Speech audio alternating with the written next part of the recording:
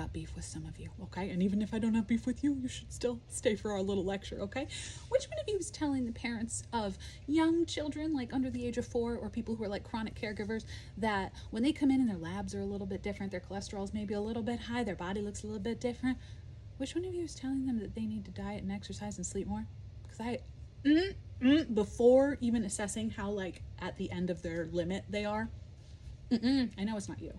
Please don't let it be you. Because the number of parents I've been seeing lately who came from other providers who are like, I just got reamed out by that healthcare provider over there for not eating well, having a balanced diet and exercising a whole bunch and sleeping great when I have like little children and maybe I'm at home with them all day and it's crazy, or I'm working and I'm trying to have little kids and I'm like at my wit's end, and then you tell me that I'm also not doing a good job taking care of myself and that's why I'm like dying.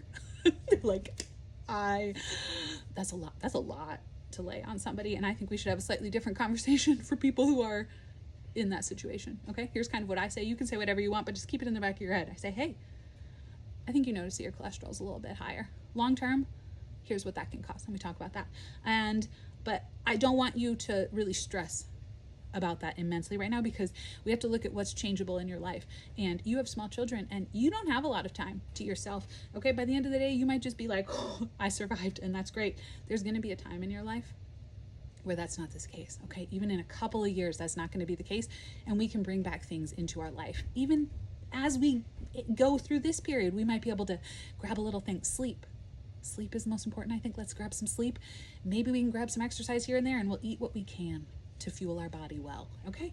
But we're not going to beat ourselves up that we can't do all the things like we used to, and that we can't have a perfect triad of these things right now, because that's impossible while you have small children or you're chronically caregiving for someone. And this isn't going to be forever, okay? This is not forever. This is a short-term state. If this was long-term, we'd be having a different conversation, okay? Because it is important that, you know, all these things are under control and that we have some sort of balance here to keep our body healthy. But this is not the time of your life where you're going to be your healthiest, okay? And I want you to not beat yourself up about that. You're doing a great job. I want you to hear that. You are doing a great job, okay? And that's where that conversation goes. You do what you can. The number of people who have cried after I told them that is astonishing, okay? So we're just going to tell people who are in rough situations, you're doing what you can. You are doing your best. Go you, and encourage them that way, and prioritize sleep, okay? Stop telling people who are overwhelmed that they need to do more. That's not it. That's not it. Okay. Thanks for coming to class. Have a great day. Bye.